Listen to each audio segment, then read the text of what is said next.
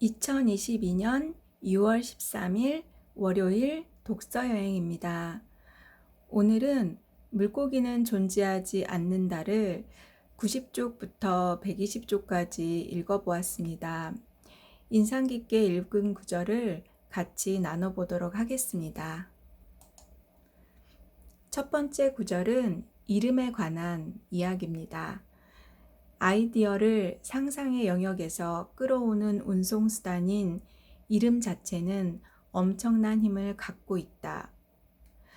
그 물고기를 낚아 올리고 새로운 물고기에게 이름을 지어줌으로써 그 물고기는 이 세상에 짠 하고 그 존재를 인정받게 된 거라고 말을 하거든요. 근데 그런 의미에서 이름은 상당히 중요하기도 한데요. 사람에 있어서도 그 사람의 이름이 그 사람의 운명을 결정짓는다, 그런 이야기들이 좀 많잖아요. 그래서 그냥 아무렇게나 이름 불러주지 않고 좀 예쁘게 이름을 불러주면 참 좋겠다라는 생각을 했는데, 이제 우리나라 이런 사투리 같은 거 중에 모든 이름이나 용어를 다 포괄하는 게 있잖아요. 그 거시기라는 그런 말을 하면서 그거에는 정말 다양한 언어를 넣어서 해석을 하더라고요.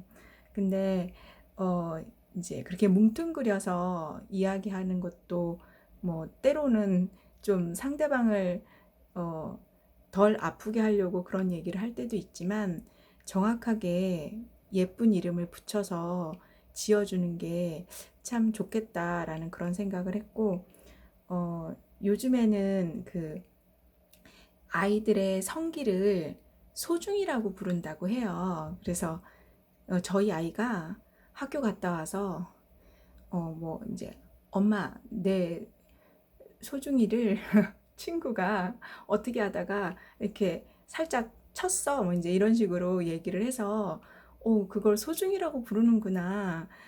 근데 그 이름이 너무 예쁜 거예요. 그리고 정말 그 아이가 소중한 것 같고 이런 생각이 들어서 참 이름을 불러주기 나름인 것 같다, 그런 생각을 해보았습니다.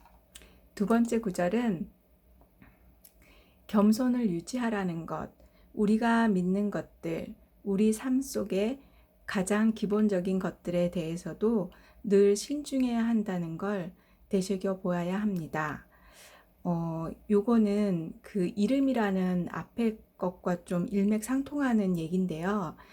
우리가 이름을 붙여준 것 중에서 그렇게 이름을 붙여줬기 때문에 그거에 대한 선입견이 생긴 게 상당히 많다고 해요. 이제 그 중에 하나는 노예.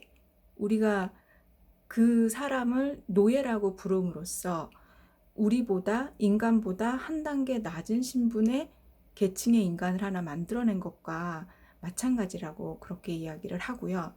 또 하나는 뭐 마녀, 이런 예를 들으면서 마녀는 있으면 안 되고 뭐 이제 없애야 되는 존재처럼, 그렇게 이름을 어떻게 부르느냐에 따라서 그 존재의 귀중함과 뭐 하찮음, 이런 것들을 좀 거기서 이미 선입견을 만들어 버린다는 이야기를 합니다.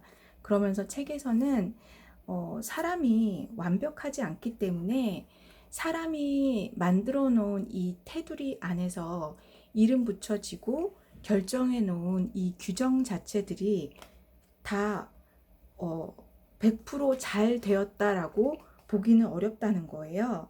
그래서 그것들을 틀릴 수도 있다라는 관점을 가지고 꼭 보아야 되고, 그게 어떻게 보면 우리 삶의 가장 기본적인 것에서도 다 녹아 있는 거예요. 우리가 그냥 흔히 옛날에 얘기했던 뭐 머슴이라든가 노예라든가 뭐 인도에 있는 카스트 제도라든가 그런 것들이 우리는 그냥 은연중에 사용하는 것들에 대한 이름도 어찌 보면은 잘못될 수도 있다는 거죠. 그래서 그런 것들을 생각할 때 나는 노예가 아니기 때문에 우월해. 나의 피부색은 그 색이 아니기 때문에 나는 괜찮아. 이렇게 생각하면 안 되고 항상 겸손을 유지하는 자세를 꼭 지켜야 한다. 그런 이야기를 하거든요. 그래서 이 책에서는 그동안에 있던 규정이라던가 이런 것들이 어쩌면 다 옳지 않다라는 걸 좀 보여주려고 하는 것 같아요. 그래서 여러 과학자들이 했던 이야기, 뭐 심리학자들이 했던 연구들, 그런 거를 많이 토대로 해서 최대한 객관적인 자료를 제시를 하려고 이 작가가 상당히 많은 수집을 했어요. 그리고 뒷부분에 보면 주석이 어마어마하게 달려 있거든요. 그래서 읽었던 뭐 사례집이라던가 책이라던가 논문이라던가 뭐 역사 기록 같은 것들을 다 토대로 해가지고 좀 그 중심을 잃지 않으려고 상당히 노력을 했던 그런 부분이 잘 보입니다. 근데 이런 부분도 우리가 좀 겸손이라는 거를 유지하는 게 쉽지는 않잖아요. 다른 사람한테는 겸손하라고 이야기할 수 있지만 나 스스로가 겸손을 유지하는 거는 참 어려운 일인데 한 삶을 돌아다 보면서 우리 삶 속에서 우리도 잘못된 부분이 어딘가에는 있기 때문에 그런 부분들을 겸손한 마음으로 돌아보는 시간이 되었으면 좋겠습니다. 다음 구절은 이토록 억눌리지 않는 불굴의 끈기는 어쩌면 아름다운 것인지도 모른다. 따지고 보면 미친 짓이 아닌지도 모른다. 요거는 이제 데이비드가 그 화재랑 지진으로 인해서 그 물고기들을 다 잃게 되었을 때 데이비드는 끝까지 포기하지 않고 그 물고기들 표본을 지키려고 거의 지진이 일어났으니까 그 일대가 다 쑥대밭이 되어서 다 피해자인 거예요.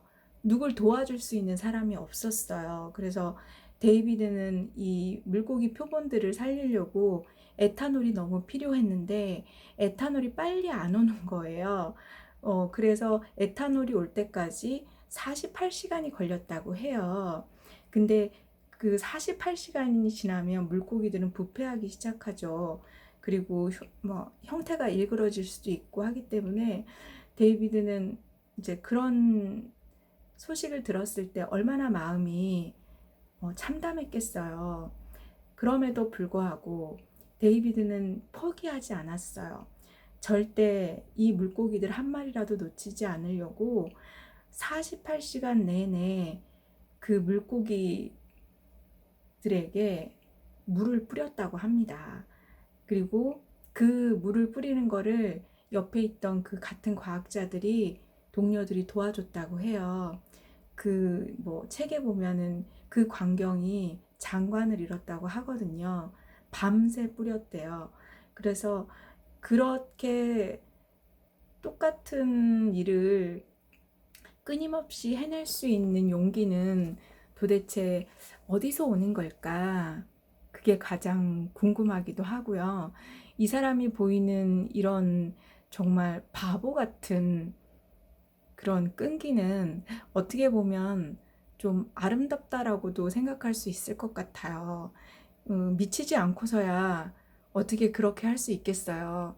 하지만 그런 행동이 있었기 때문에 뭐 지금까지 발견된 물고기 종류 중에 거의 한 20% 정도가 이 데이비드와 데이비드의 밑에 있던 그 연구진들이 발견한 새로운 종들이라고 하니까 이런 과학적인 업적에 대해서는 정말 칭송할 가치가 있는 사람이라고 생각을 합니다.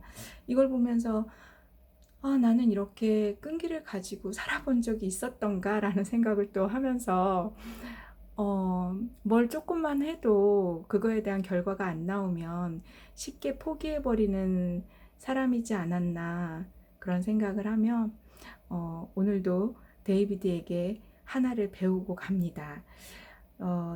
여러분들은 오늘 어떤 구절에 마음이 멈추셨나요? 다음 시간에는 120쪽부터 150쪽까지 읽어보고 또 제 마음에 들어오는 좋은 구절을 찾아서 돌아오도록 하겠습니다. 지금까지 시청해 주셔서 감사합니다. 남은 시간도 행복하게 채워가시길 바랍니다. 고맙습니다.